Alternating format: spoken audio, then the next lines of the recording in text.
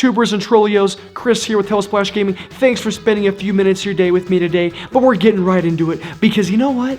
The Game Boy had a lot of games. Game Boy Color, Game Boy Original, Game Boy Advance, Game Boy DS if you want to call it that, but what I'm talking about is these games that I didn't realize were ported. There were so many stinking games, I couldn't keep up. So today, I'm going to talk about 5 games that caught me by surprise, that I had no idea were even on the Game Boy. They were ported from a bigger, badder version. So stick around, let's get right into it.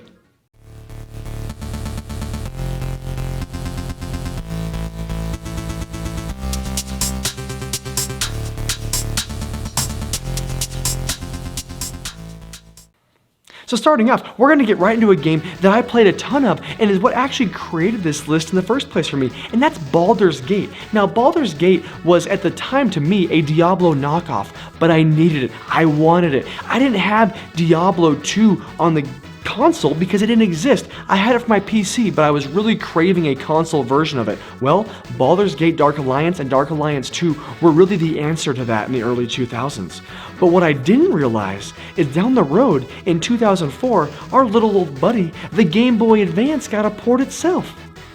Now, the console version had playable classes and races, and the Game Boy Advance version was a little bit watered down in that regard. There was 3 initial playable classes, and a 4th was unlocked after you beat the game. Now that's okay, but the hard part was you only got to play as a human male. Okay, maybe you would have liked other options, but at the end of the day, it was okay because it actually got great reviews.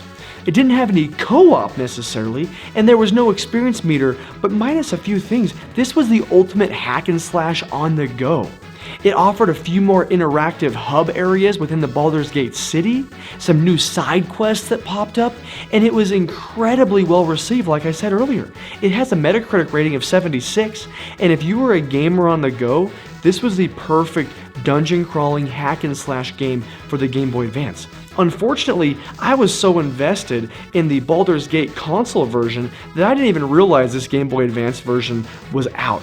But it's one of those games that is there, and if you were lucky enough to play it, let me know in the comments below.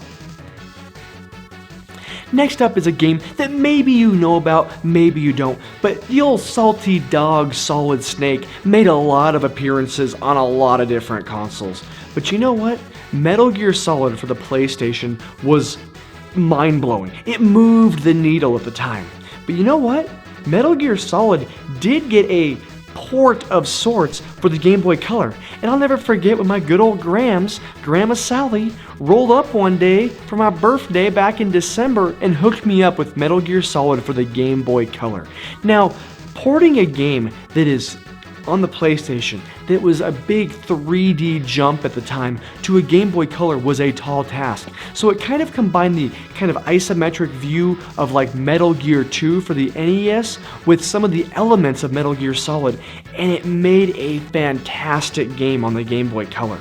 It didn't have the horsepower, obviously, of the, NES and the PlayStation, but it made up for it with fantastic gameplay. There were stealth elements that were integrated really well, familiar sounds like the timeless alert exclamation that everybody knows about.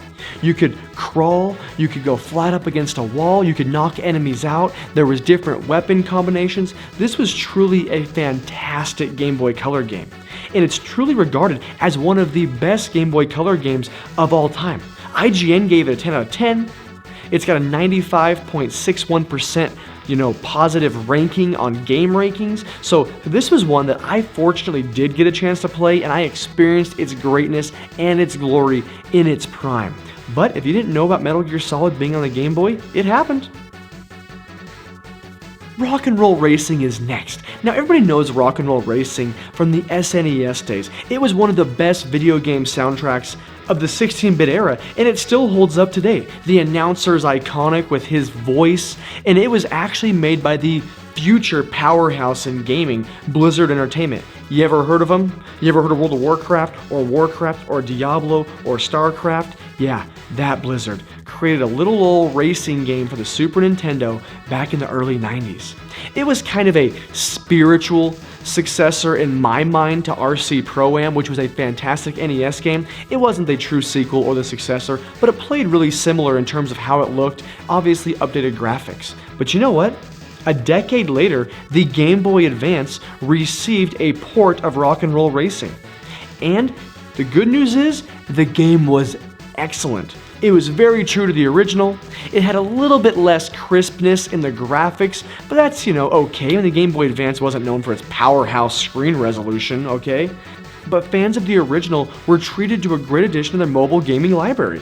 So Rock and Roll Racing, it kept the soundtrack, it kept the gameplay. The only thing it did, a little less graphics, but it got great reviews. So Rock and Roll Racing came out a decade later for the Game Boy Advance.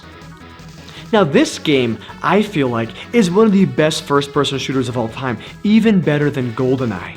Oh yeah, I said it, but hear me out. That's because it's the successor to GoldenEye, and that's Perfect Dark.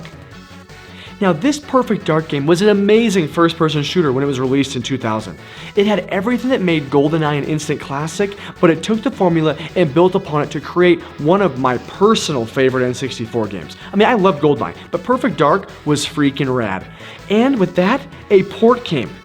And it wasn't a port later, it was like released the same year for the Game Boy Color, not the Game Boy Advance. So we're taking a fairly modern game at the time with 3D elements and a first-person shooter in Perfect Dark and creating a port for the Game Boy Color. As you can imagine, it wasn't a first-person shooter. It was more of like the isometric third person, but you know what? It was decent.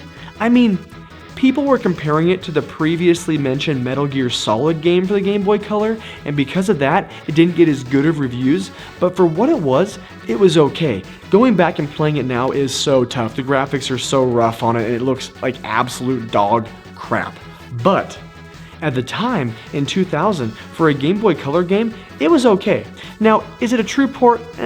Obviously not being able to be a first-person shooter, it's not a true port, and it's actually a prequel to the N64 game, even though it was released at the same time. But it was still a game on the Game Boy that I had no idea existed. And last up, taking the number 5 spot, is a classic shmup that has spawned tons of sequels over the course of decades, with spin-offs and sequels and reimaginings, and that game also had a Game Boy port, and it's RType.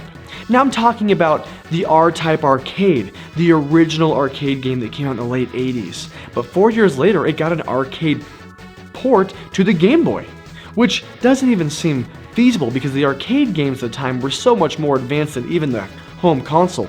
But the Game Boy took the arcade version, dumbed it down, but it actually did really well by keeping the power-up shots, the different upgrades, the controls were pretty tight. The sprites were a little bit bigger on the screen, so it took up more space, but for a Game Boy port, RType was pretty good at the time, and actually still holds up fairly well for a shmup today. There's so many great games. RType's still putting out ports and putting out new games, but this was one that was actually pretty cool for the Game Boy.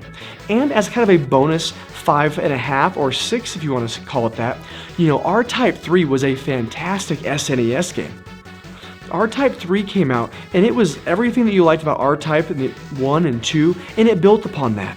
And then, a decade later, 10 years, it got ported to the Game Boy Advance. Now you're thinking, okay, Game Boy Advance, kind of similar in the graphics, the way the SNES is. How's this game play? Like crap. That's how it plays. It sucks, okay?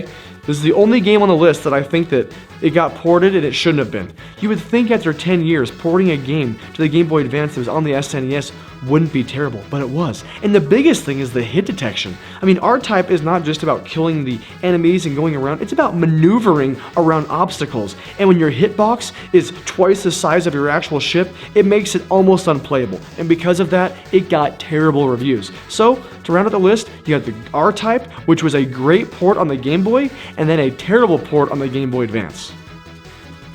Alright folks, thanks for hanging out with me today. Let me know down below if you played any of these games on the Game Boy. Did any surprise you? And let me know of any games that you think were surprising that you might have found out were ported at one point or another.